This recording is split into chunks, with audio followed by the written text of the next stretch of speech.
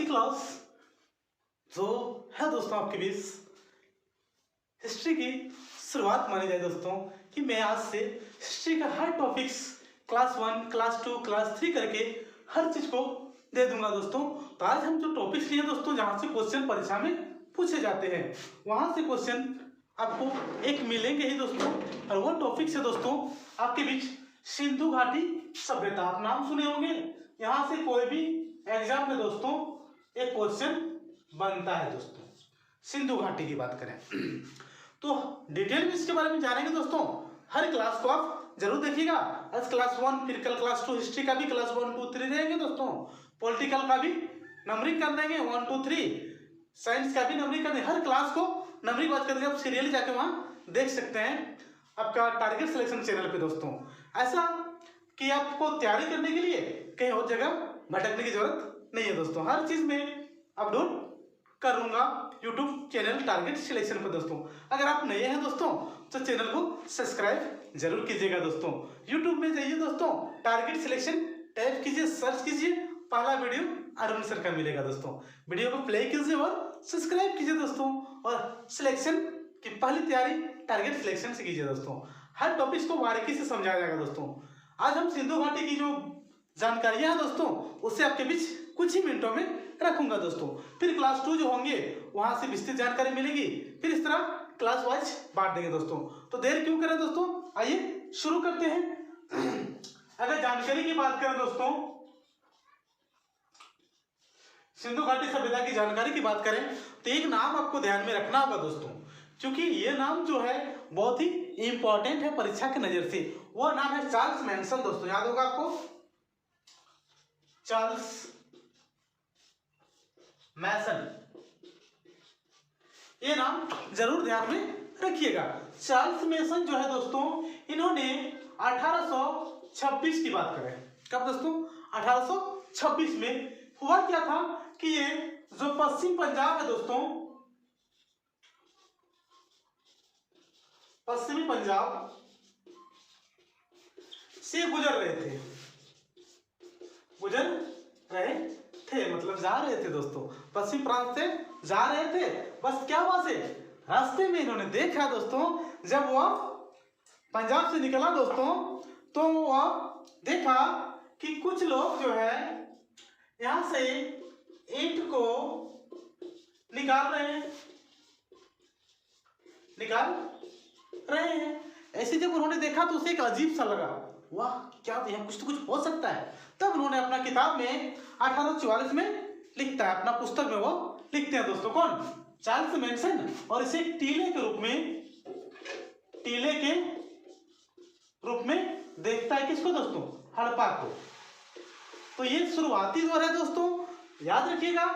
जो Charles Manson है वो 1826 में जब पश्चिम पंजाब से गुजर रहे थे तो वहां कुछ लोग ईंट निकाल रहे थे, तो इससे अजीब सा लगा और उन्होंने एक हड़प्पा को टीले के रूप में सिर्फ जाना दोस्तों, देखा। अगर आपसे क्वेश्चन पूछा जाए कि टीले के रूप में हड़प्पा का किससे वर्णन किया दोस्तों, तो चार्ल्स मैसन का नाम आता है दोस्तों।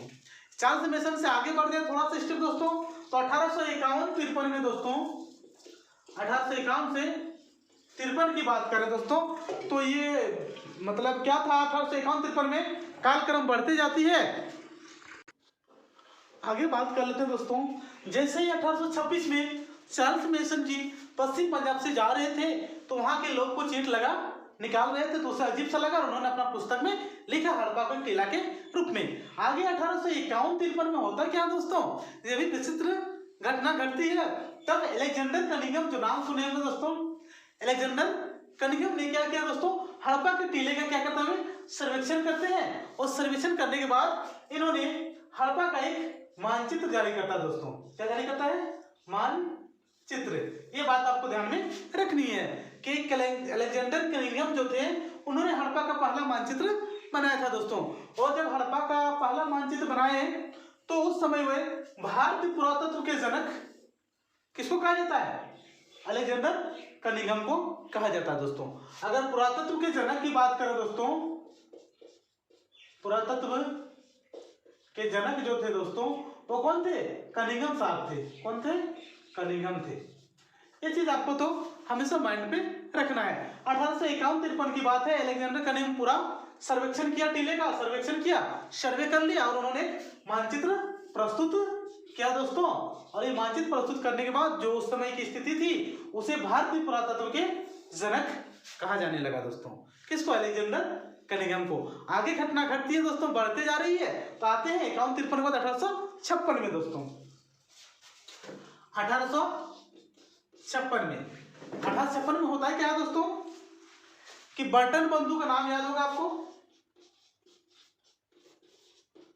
बर्टन बंधु। ये रेलवे लाइन तो आप जान ही रहे होंगे कि ये काम चल रहा था उस समय।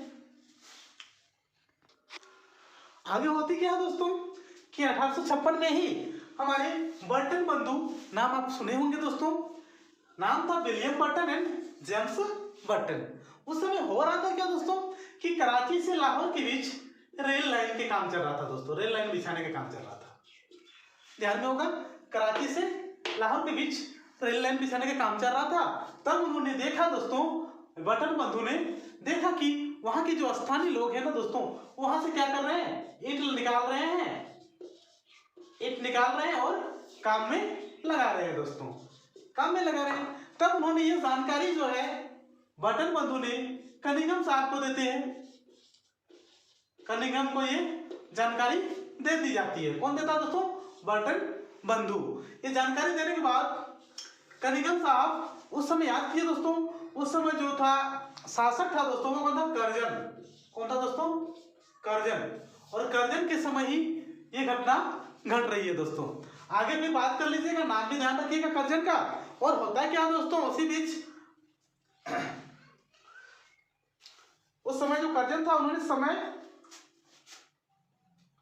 उसी के समय सर्वेक्षण, जो सर्वेक्षण का गठन होता है दोस्तों, भारतीय पुरातत्व सर्वेक्षण का गठन होता है, भारतीय पुरातत्व सर्वेक्षण का गठन कर लिया जाता है दोस्तों। तो इस तरह घटनाएं घटती जा रही है। एक बार रिवीजन फटाफट करते हैं दोस्तों। 1826 में चार्ल्स मेंशन हड़प्पा को टीले के रूप में देखा। 1851-53 की बात कर लें तो कनिंघम साहब ने पूरा सर्वेक्षण किया दोस्तों। सर्वेक्षण करने के बाद मानचित्र जारी कर देता है। 1856 में बर्टन बंधु यानी William Burton and James Burton दोनों ने वहां की जो काम चल रहा था, रेलवे लाइन का था, ईंट निकाल के वहां के लोग जो काम कर रहे थे, ये जानकारी कनिंघम दी है कनिंघम साहब को। और कनिंघम साहब के समय कर्जन वहां पर आश्रय थे, और कर्जन जो थे दोस्तों उसी समय भारतीय पुरातत्व सर्वेक्षण का गठन कर लिया जाता है। आगे फिर बात कर लेते हैं दोस्तों 1899 से 1905 के बीच, 1899 से 1905 के बीच